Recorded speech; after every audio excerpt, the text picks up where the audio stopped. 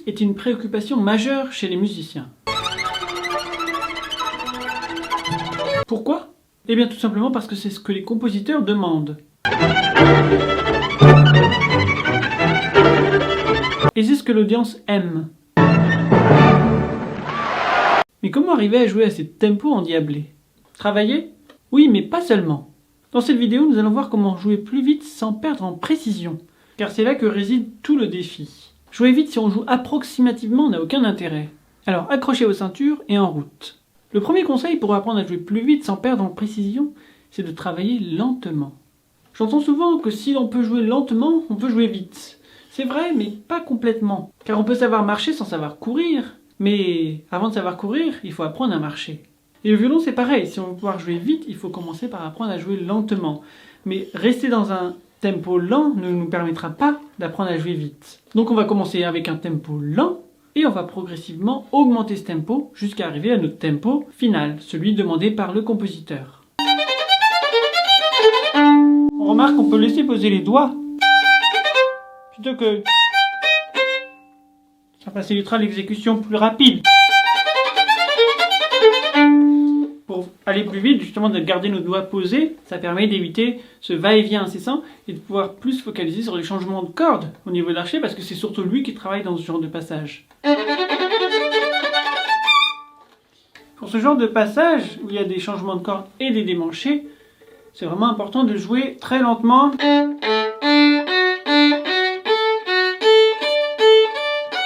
De vraiment y aller étape par étape et de ne pas chercher à tout de suite jouer vite, mais surtout chercher la régularité. Alors travailler avec métronome, personnellement, je ne suis pas toujours pour, parce que pour moi c'est la pulsation intérieure qu'il faut trouver, et le fait de jouer avec métronome, une source extérieure, ça nous dérange un petit peu cette pulsation intérieure, enfin ça nous empêche en fait de la pratiquer. C'est un peu comme de s'accorder avec un accordeur qui nous dit si c'est trop ou trop bas, finalement on n'entraîne pas nos oreilles. Et là avec un métronome, on n'entraîne pas notre pulsation intérieure, donc c'est vraiment important de l'utiliser pour vérifier mais pas pour travailler. Alors travailler lentement c'est très bien, mais qu'est-ce qu'on cherche à ressentir dans ce processus?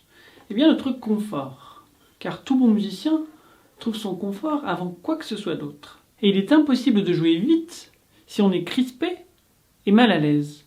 On peut travailler jour et nuit, soit dit en passant, je ne le recommande pas, et stagner si on n'est pas à l'aise avec ce qu'on fait et si on n'a pas la détente nécessaire. Car c'est notre mémoire musculaire qui permet de retenir une partition et de l'exécuter. La mémoire musculaire qui nous permet de mémoriser cette empreinte, ces sensations.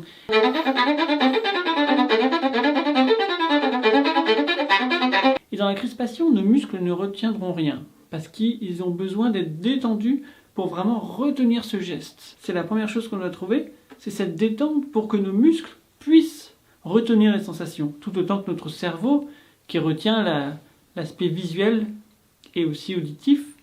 Donc c'est vraiment un ensemble entre la mémoire de nos muscles, tout est lié à notre cerveau bien sûr, mais c'est quelque chose de physique. Des fois on a oublié, et on prend le violon et d'un coup on réussit à jouer. Comme quoi c'est pas notre cerveau qui disait alors ça c'est un ré, c'est un fa, et d'un coup on retrouve juste avec les sensations. Notre doigté par exemple, on se dit ah oui je me rappelais que je démanchais, et si sans le violon on va pas retrouver ça en fait. On va se dire que c'était quoi le doigté? Je suis allé sur la corde mi alors qu'en fait non je restais sur la corde la. Et des fois il faut prendre l'instrument pour justement retrouver ces sensations musculaires, et dans la crispation on empêche cette mémorisation musculaire, on y passe un temps fou pour au final ne pas en retirer grand chose et l'oublier. Le deuxième conseil pour jouer plus vite, sans perdre en précision encore une fois, c'est d'expérimenter avec différents coups d'archet.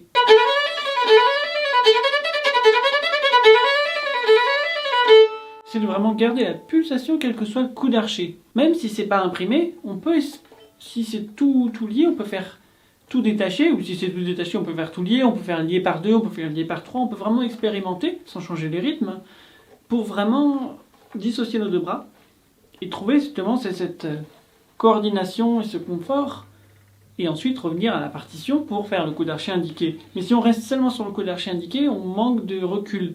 Et en fait, le fait d'expérimenter différents coups d'archet, et même différents doigtés, ça permet de prendre du recul, avoir plus de voir le même passage sous différents angles.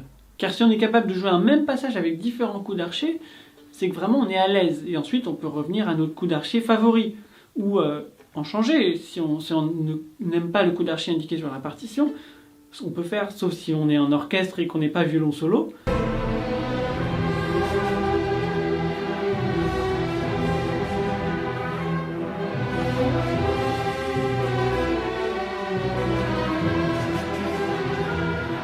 On peut également expérimenter avec différents placements d'archet, en étant plus vers la pointe, plus vers le milieu, plus vers le talon, même si on n'est pas aussi à l'aise selon les endroits.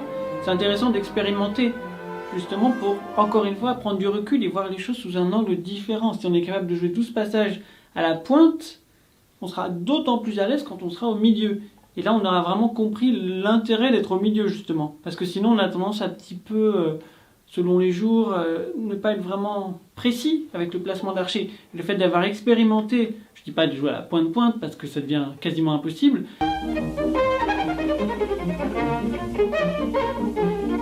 Mais voilà, de changer les articulations, de vraiment expérimenter pour voir les choses, encore une fois, sous un angle différent. Et peut-être que ça influencera notre interprétation. Et qu'on se dira finalement, j'ai pas envie de jouer autant vers le talon. J'ai plus envie de jouer vers le milieu, ou plus quasiment vers la moitié supérieure. Pour avoir justement plus de légèreté, ou plus de poids, donc plutôt vers le talon. Et après on est plus libre du fait qu'on a plus de recul. On n'est pas juste en train de toujours de jouer au même endroit parce que c'est ce que le prof nous a dit de faire, ou parce que on n'a pas eu l'idée d'expérimenter. Le troisième conseil pour jouer plus vite sans perdre en précision, c'est de travailler avec des accents. On peut par exemple faire un accent sur chaque premier temps, puis sur chaque deuxième temps, puis sur chaque troisième temps, puis sur chaque quatrième temps, pour vraiment, encore une fois, ressentir les différences.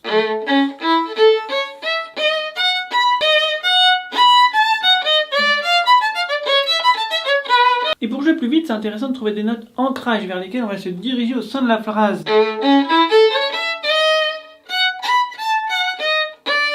Donc c'est là qu'on va trouver les bonnes notes vers lesquelles on va se reposer. On ne s'arrêtera pas dessus comme je l'ai montré, mais c'est vraiment mentalement, on sait que c'est vers cette note. Alors que si on a 50 notes à faire avant d'arriver à la note voulue, c'est beaucoup plus difficile que si on en a que... Car il est beaucoup plus gérable pour notre cerveau de voir à court terme et de viser la 8e note plutôt que la 36e.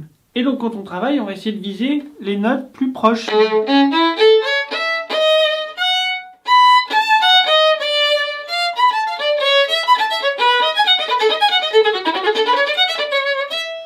C'est là qu'on va vraiment pouvoir faciliter la tâche à notre cerveau et à notre mémoire musculaire, qui vraiment vise plus des étapes que seulement la grande phrase très longue. Et on veut des grandes phrases longues pour justement faciliter les choses, parce que c'est plus facile d'avoir une vision globale si on voit une grande phrase que si on voit une multitude de notes, de double croches.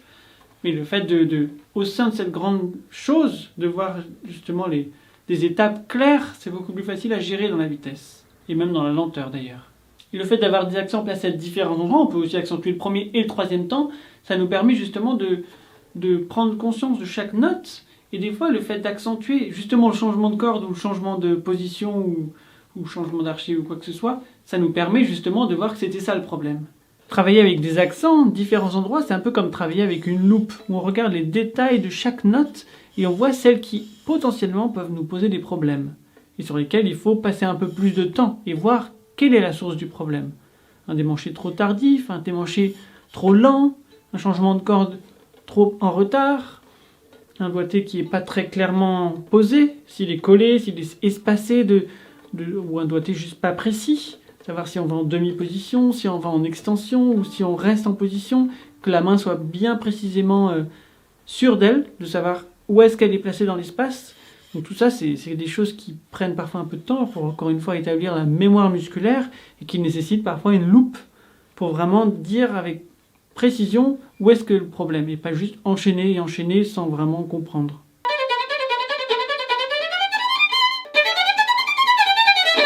Et si ça bloque, le problème vient de, par exemple, le démanché, qui est trop lent ou trop tard. Et donc c'est là qu'on voit vraiment ce qui bloque et qu'on peut vraiment réfléchir à la raison, et surtout si on est trop lent, on s'en rendra pas compte.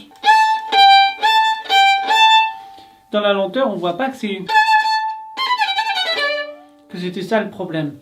On conseille parfois de jouer avec différents rythmes. Personnellement, je trouve ça assez inutile, ce serait un peu comme changer des notes. Quel intérêt? Donc d'expérimenter avec différents coups d'archet, différentes articulations, différents placements d'archet, différents doigtés, d'accord, parce qu'on ne change pas les rythmes et les notes.